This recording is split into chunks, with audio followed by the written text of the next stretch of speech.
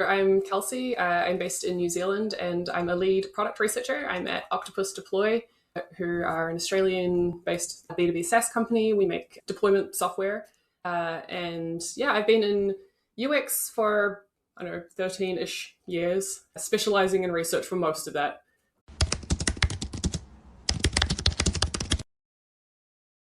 I think that research has become more and more collaborative over the last 5, 6 years. PMs, designers, all doing research as well, potentially, and being involved with research.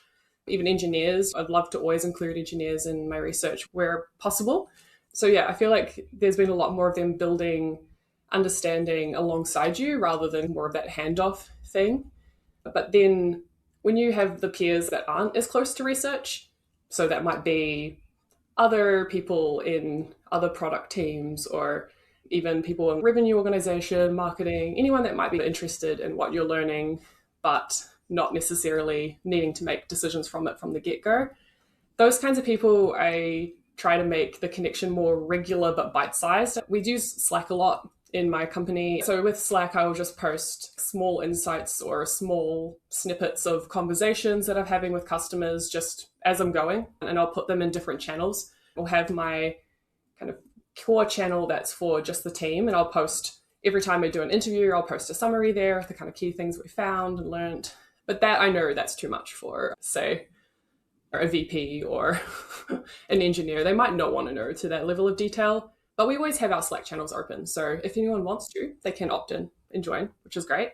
But then I will also do more of a push communication style out. So I might say mid research project, I might have enough data to be like, oh, we're seeing this kind of trend towards this particular thing.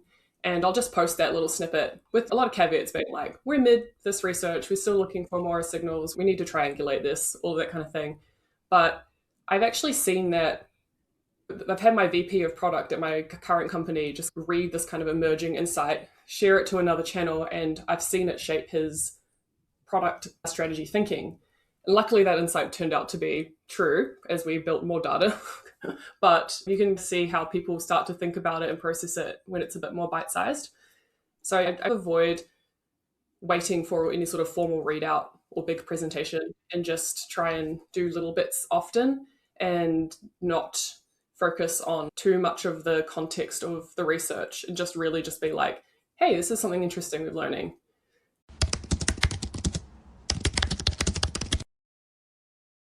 I think is very common advice and good advice to try and take your stakeholders along on the journey with you wherever possible.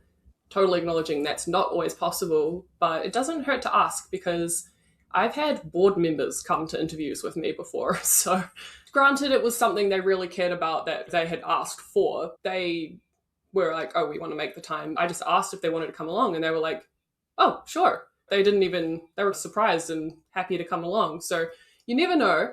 But obviously, that's not going to work for every single kind of person. And especially if you have a more adversarial person, because I'm sure we've all experienced having someone who might not totally understand the value that research brings.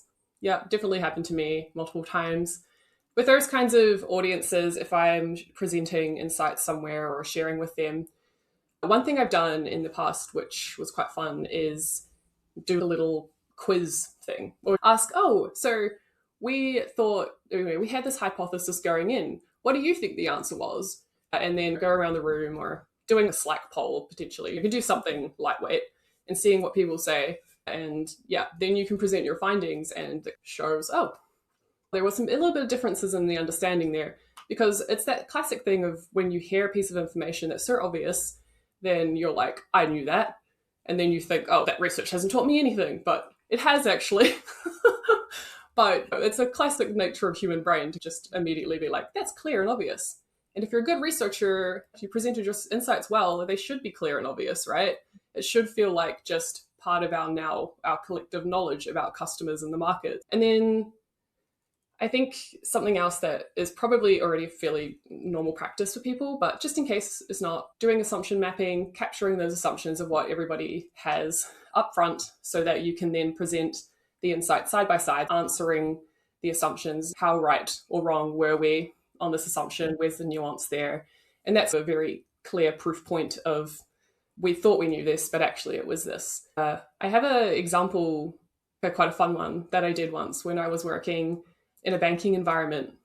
So we had really low adoption of our business banking application in the agriculture sector, and we wanted to know why. So I did a bunch of assumption mapping with this team that was looking into the adoption of the app.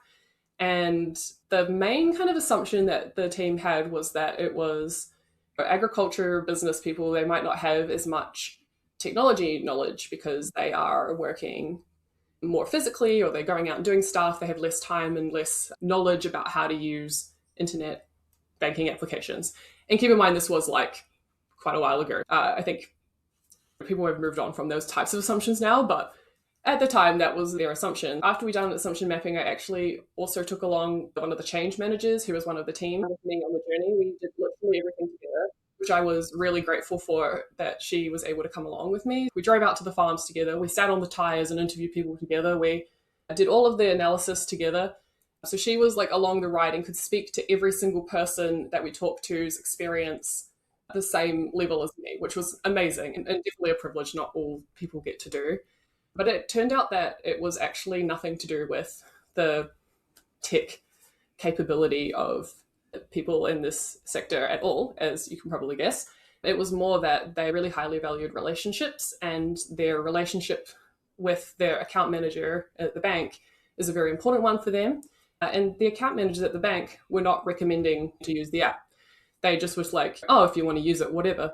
Like, that's whatever you can, but you don't have to. So it was very much that the real solution was that we needed to change the focus to increasing enablement for the account managers and getting them to understand the benefits of the app for them and also for their clients. And that was the solution, rather than we need to make the app easier or do something digital at all, actually. But yeah, so that was like quite an interesting assumption that got flipped on its head.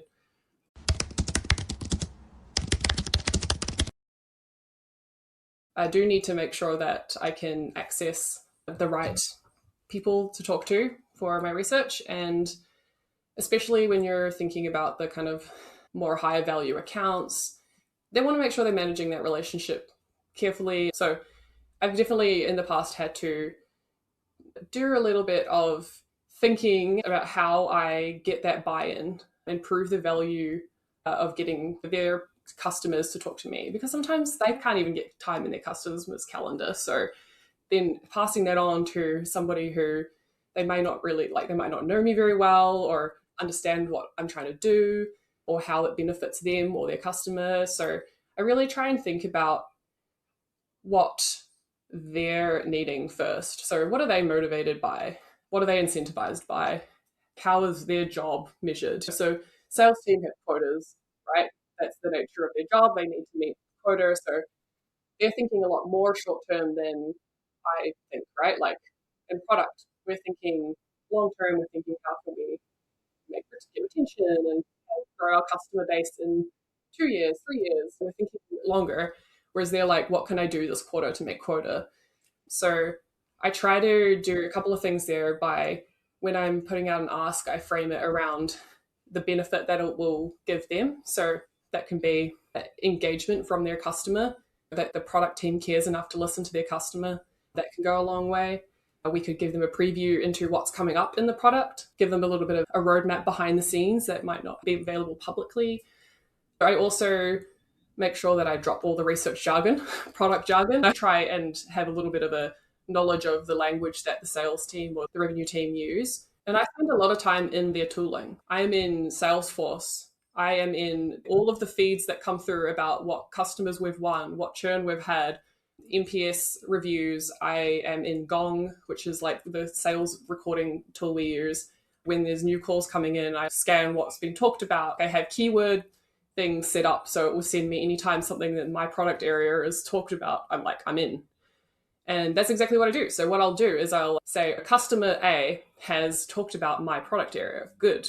And then I'll go to that Slack account channel. I'll see if there's any conversation happening around that customer or where they're at. I'll do a bit of research on what stage deal that they're at, because if they're like brand new, then I need to talk to the pre-sales person, right? And if they're an existing customer, then I'll need to talk to the CSM.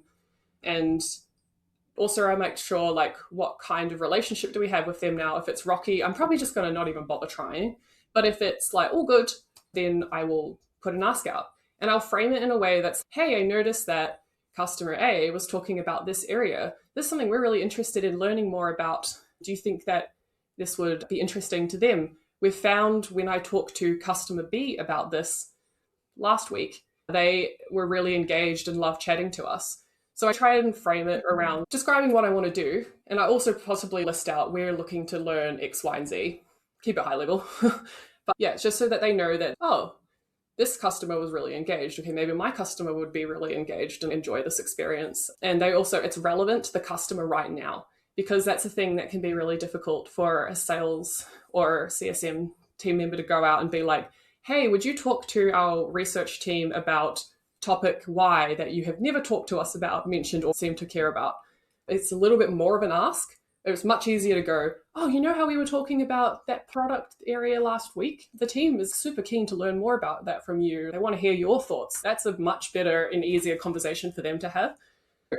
I'm always trying to think about how to make it easier for them. So having templates that they can just send or like adapt so they don't have to do the thinking about how to frame the research. All of that stuff, I just have it ready to go.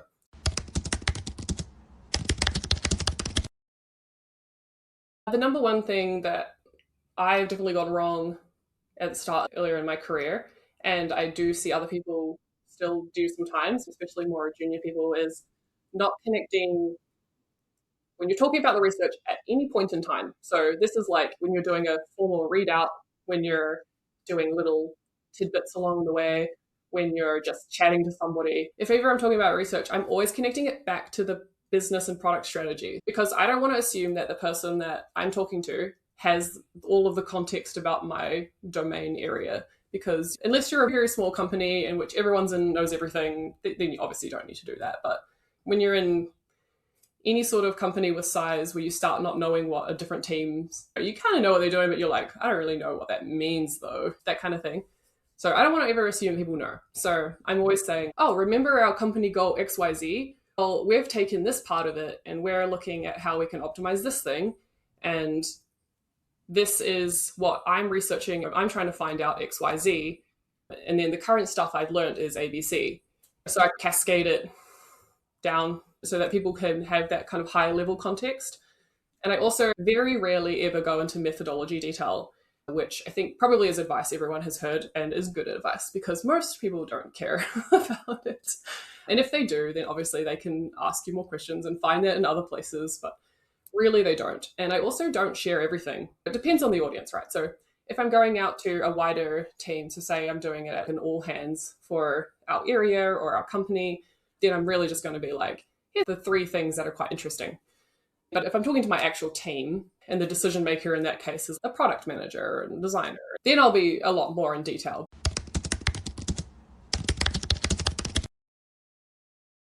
The other thing I think I see, not necessarily that it's wrong, but could be helpful when trying to influence stakeholders, especially ones that you don't necessarily know, is not leveraging your peers for their insight into different strategies. Because especially say you're newish to a company or you're just in a new area or you're working with types of people you might not have worked with before, I just ask. The person I trust the most that knows those types of people in that role or whatever in the organization, I'm like, hey, how do the CSMs like to chat? Where are they going to have their conversations? Are they mostly in Slack? Do they do DMs or do they have a channel? Do they like talking in person? And I've learned lots of stuff that way. Like in my current company, a specific type of role, they'll just book in calls and have chats. They won't read your Slack messages because they don't have time. If you want to chat with them, book in a 15-minute chat over Zoom and then do that. I've accidentally had a theme through this whole chat, which is just do the research on those people.